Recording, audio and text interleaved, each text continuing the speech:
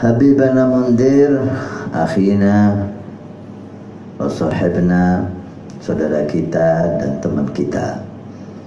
Alhamdulillah kita bersama beliau di Tarim, berangkat ke Tarim bersama-sama, tinggal di Tarim hampir 5 tahun bersama-sama.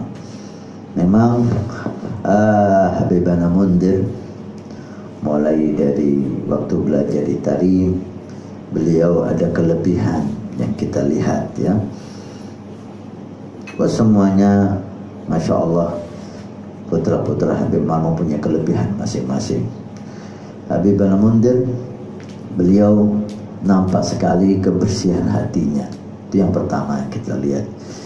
Kedua, yang paling menurut kita membuat beliau mendapatkan manfaat besar, kita lihat majelis Rasulullahnya menjadi majelis terbesar ketika beliau hidup di Indonesia ini.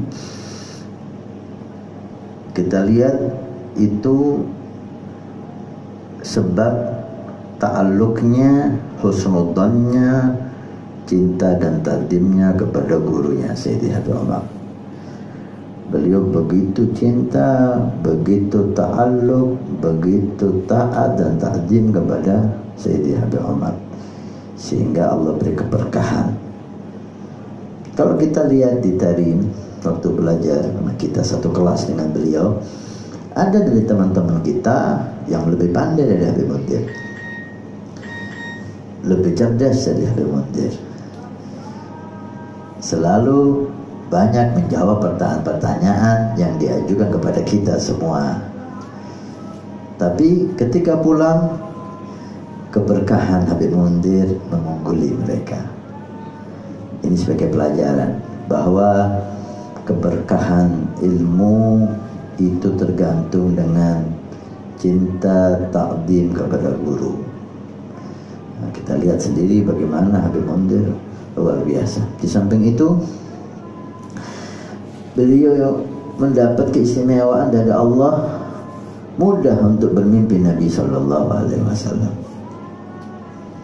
Dan yang aneh, ini boleh percaya boleh tidak, tapi kita sebagai teman dekatnya kita percaya, beliau selalu diingatkan oleh Rasulullah tentang umurnya.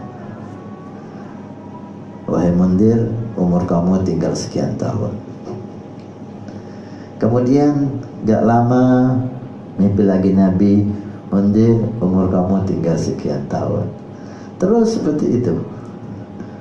Anda bayangkan ketika kita diberitahu kapan kita meninggal, umur kamu tinggal sekian, umur kamu tinggal sekian, insya Allah kalau siapapun akan semangat dia ibadah, karena dia tahu umurnya tinggal dikit.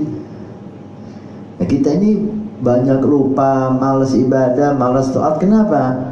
Karena kita tidak yakin akan cepat meninggal. Kita mesti berangan-angan umur kita masih lama, sampai tua, sampai punya cucu, sampai di atas 60, 70 dan seterusnya. Yang kita lihat orang-orang tua-tua. Tapi Habibana Mundir selalu diingatkan oleh Nabi, umur kamu tinggal sekian tahun, umur kamu tinggal sekian tahun. Sampai kurang 1 tahun, umur kamu kurang 1 tahun Mundir. Kurang berapa bulan diingatkan lagi, umur kamu sekian, tinggal sekian bulan Mundir, umur kamu.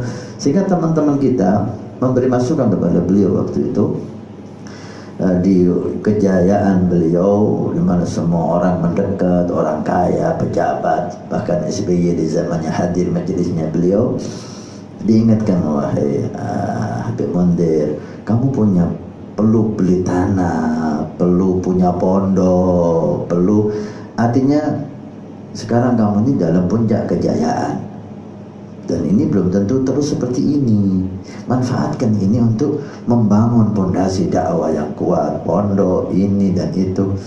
Apa kata beliau? Umur saya tinggal berapa bulan lagi. Sehingga beliau memberikan semua semangatnya untuk dakwah, cukup sebagai bentuk semangat yang hebat. Beliau membuat majelis setiap bulan di setiap kota, mulai Jakarta sampai Bali. mulai Jakarta sampai Bali. Bahkan di Probolinggo pun beliau buat. Setiap kota beliau di situ membuat acara. Per malam sehari bikin acara. Setiap pindah-pindah dari kota ke kota, dari kota ke kota sampai ke kota Bali. Sampai Pulau Bali. Semangat dakwah yang begitu hebat. Karena beliau lihat umurnya tinggal dikit. Jadi ibarat beliau itu dikejar waktu udah.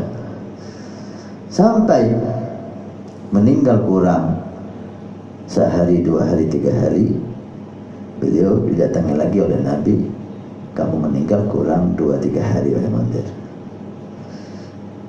Sehingga beliau datang kepada teman kita, wa akhina wa habibana Quraisy, Pak Harun yang sekarang ada di Cirebon, Habib Quraisy yang cerita kepada kita, datang kepada saya Habib Mundir dan mengatakan bahwa Rasulullah ngomong besok lusa saya meninggal.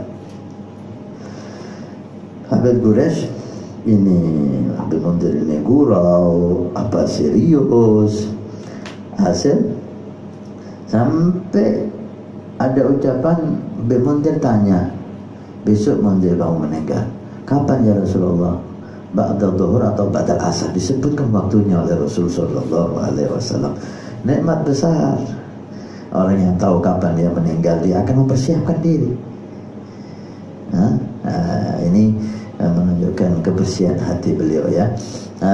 Dan di samping itu beliau banyak kena musibah, terutama penyakit di badannya. Mulai di Tarim beliau punya penyakit sesak. Untung nggak sekarang, kalau sekarang divonis corona sudah. Beliau punya penyakit sesak dan sering sekali tidak sadar. Setelah pulang pun beliau banyak terkena penyakit, hampir divonis lumpuh. Alhasil musibah secara badan beliau sabar, dan musibah masyarakat, banyak orang yang memfitnah beliau.